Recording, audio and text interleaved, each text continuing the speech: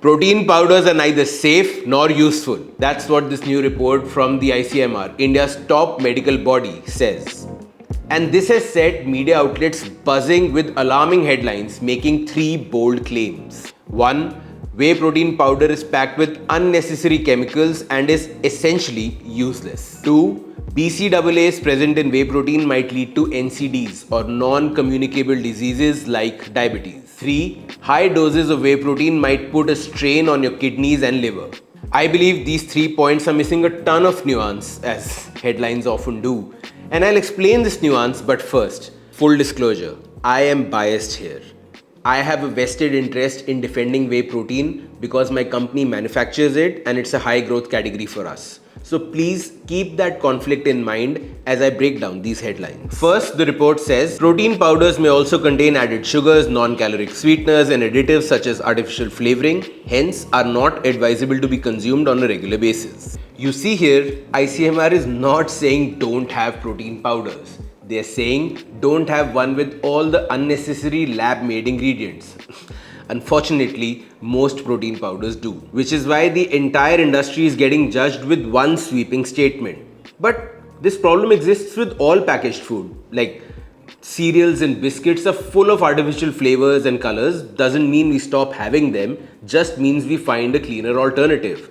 Same with protein powders. Second, the ICMR says that whey protein is rich in BCAAs. Recent evidence suggests that BCAAs may increase the risk of certain non-communicable diseases or NCDs. Okay, this is misleading without proper context. It's important to note that the relationship between BCAAs and NCDs like diabetes is complex and not fully understood yet. Even the ICMR is just suggesting a possibility, no solid proof here.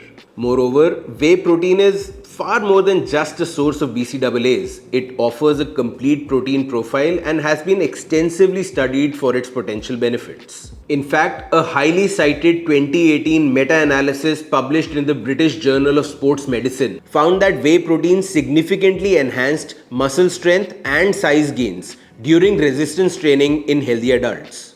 This study has been cited over 1100 times and offers a much more comprehensive picture of whey protein than talking about BCAAs in isolation. And lastly, reports are making blanket statements about high protein consumption without defining the word high. But if you look closely, ICMR is specifically talking about athletes consuming very high amounts of protein, not you and me. So let's make this clear.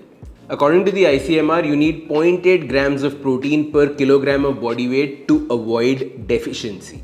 For a 70 kg man, that's 56 grams of protein daily. Now, these needs vary basis activity levels and goals. Someone who's trying to put on muscle needs a lot more than a sedentary office worker. It's generally considered safe to consume 2 grams of protein per kg of body weight. Going beyond that could strain your kidneys and liver. But the thing is, most people I know are not even meeting their basic protein requirements, let alone going higher.